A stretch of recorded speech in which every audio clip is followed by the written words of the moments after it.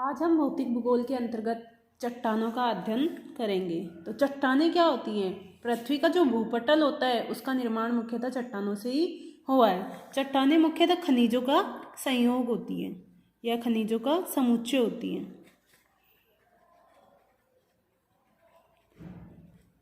इसमें मुख्यतः 3 प्रकार के खनिज सर्वाधिक मात्रा में पाए जाते हैं, जिसमें होता है सबसे पहले सिलिकेट, ऑक्साइड,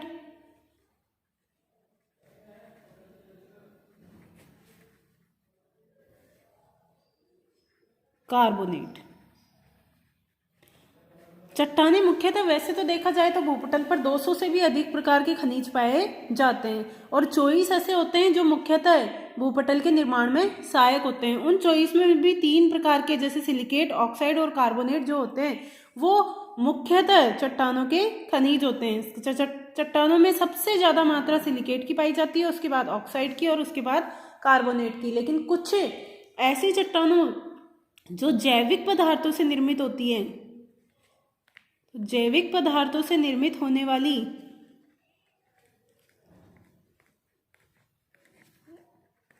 जो चट्टानें होती हैं उनमें खनिज नहीं पाए जाते, उनमें खनिजों का अभाव पाया जाता है। उनमें मुख्यतः कार्बन मुख्य तत्व होता है। कार्बन मुख्य तत्व होता है, जैसे कि जैविक पदार्थों से निर्मित चट्टानों का अगर उदाहरण लिया जाए, जैसे कि कोयला मुख्यतः क्या होता है? इसमें अन्य प्रकार के खनिजों का अभाव होता है। इसमें मुख्य तत्व क्या पाया जाता है? कार्बन पाया जाता है। तो आज हम पढ़ेंगे टाइप्स ऑफ रॉक्स।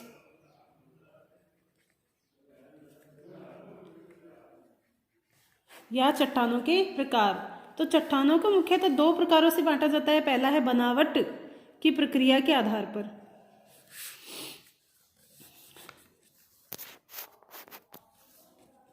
बनावट की प्रक्रिया के आधार पर, अर्थात चट्टानों का निर्माण कौन सी प्रक्रिया के द्वारा हुआ है। तो इस आधार पर मुख्यतः चट्टानें 3 प्रकार की होती है। पहला है आग्नेय चट्टान,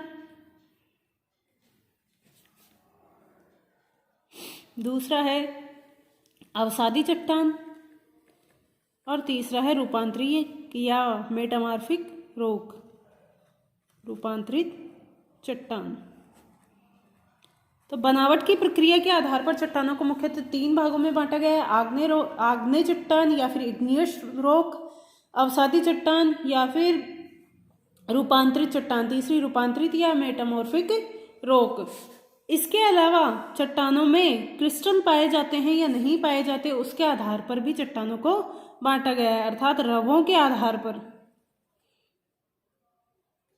रवों के आधार पर 2 प्रकार की चट्टानें पाई जाती है। ऐसी चट्टानें जिनमें रवे पाए जाते हैं, अर्थात जिनमें क्रिस्टल पाए जाते हैं, उनको क्रिस्टलाइन रॉक के नाम से जाना जाता है।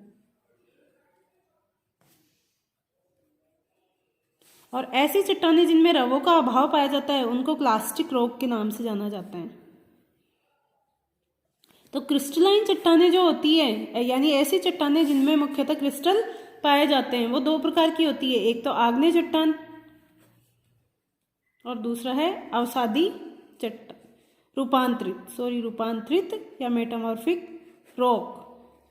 अर्थात आग्नेय चट्टानें और रूपांतरित जो चट्टान है उनमें क्रिस्टल पाए जाते हैं और अवसादी जो चट्टान होती है वो क्लास्टिक रॉक के अंतर्गत आती है, इनमें क्रिस्टल का अभाव पाया जाता है। अब सबसे पहले हम पढ़ेंगे बनावट की प्रक्रिया के आधार पर चट्टानों के प्रकार। बनावट की प्रक्रिया के आधार पर चट्टानें मुख्यतः 3 प्रकार की पाई जाती है। पहला प्रकार है आग्नेय चट्टान। तो आग्नेय चट्टान जो है, आग्नेय शब्द मुख्यतः लैटिन भाषा के शब्द, जिसको इंग्लिश में इग्नियस रॉक के नाम से जाना जाता है, ये मुख्यतः लैटिन भाषा के शब्द इग्निस से बना है और इस इग्निस का शाब्दिक अर्थ होता है अग्नि।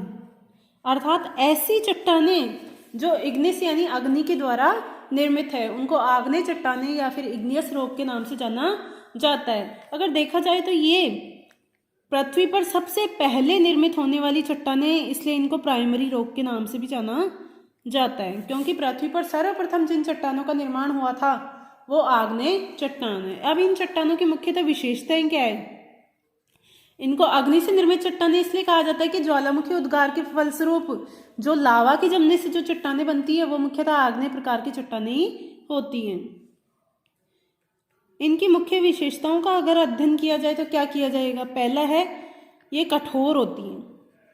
आग्नेय चट्टान मुख्यतः कठोर होती है, जल कठिनाई से इनमें प्रवेश कर पाता है।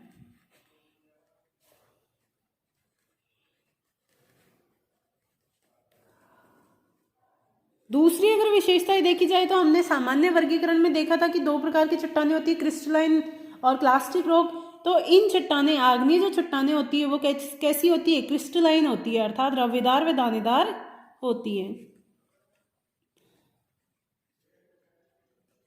लेकिन इनमें रवों का जो आकार होता है वो मुख्यतः इस पर निर्भर करता है कि आग्नेय चट्टानों का निर्माण कहाँ हुआ है। भूगर्भ के भीतर हुआ है, मध्यवर्ती चट्टान है, या फिर सतह पर लावा के ठंडा होने से निर्मित हुई है। उस आधार पर उनके रवों का आकार निर्धारित होता है। तीसरा अगर बात की जाए तो इनमें परतों का अभाव पाया जाता है। आग्नेय चट्टानों में परतें नहीं पाई जाती। चौथी अगर विशेषता की बात की जाए, क्योंकि इन चट्टानों में जल जो है वो कठिनाई से प्रवेश कर पाता है, इसलिए रासायनिक अपक्षय का यहाँ पर अभाव होता है। यानी आग्नेय चट्टान पर रासायनिक अपक्षय का प्रभाव नहीं पड़ता या अत्यधिक कम पड़ता है। और पांचवी अगर विशेषता की बात की जाए तो इनमें जीवाश्म का अभाव पाया जाता है। आग्नेय चट्टानों में जीवाश्म का अभाव पाया जाता है। क्यों पाया जाता है? क्योंकि आग्नेय चट्टानें मुख्यतः लावा के ठंडे होने से निर्मित हुई है और लावा का टेम्परेचर इतना अधिक होता है कि उसमें फॉसिल्स का पाया जाना असंभव होता है।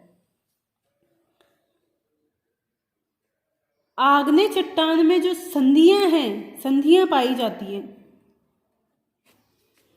और संधियां जो पाई जाती है वो मुख्यतः निचले भागों में, यानी जैसे जैसे गहराई बढ़ती है वैसे वैसे संधियों की क्या होती है, संधियां अपेक्षाकृत कम होती जाती है, और ऊपरी जो भाग है उसके, यानी सतही जो भाग है वहां पर संधियां अपेक्षाकृत क्या होती है? अधिक होती है। अगर इनका वितरण देखा जाए तो आग्नेय चट्टानों का वितरण मुख्यतः ज्वालामुखी क्षेत्रों में होता है। क्योंकि आग्नेय चट्टान मुख्यतः लावा के ठंडा होने से निर्मित होती है, इसलिए ज्वालामुखी क्षेत्रों में मुख्यतः आग्नेय चट्टानों का वितरण देखने को मिलता है। अब आग्नेय चट्टानों के प्रकार का अगर हम अध्ययन करेंगे, आग्नेय चट्टान के प्रकार या टाइप्स ऑफ इग्नियस रॉक।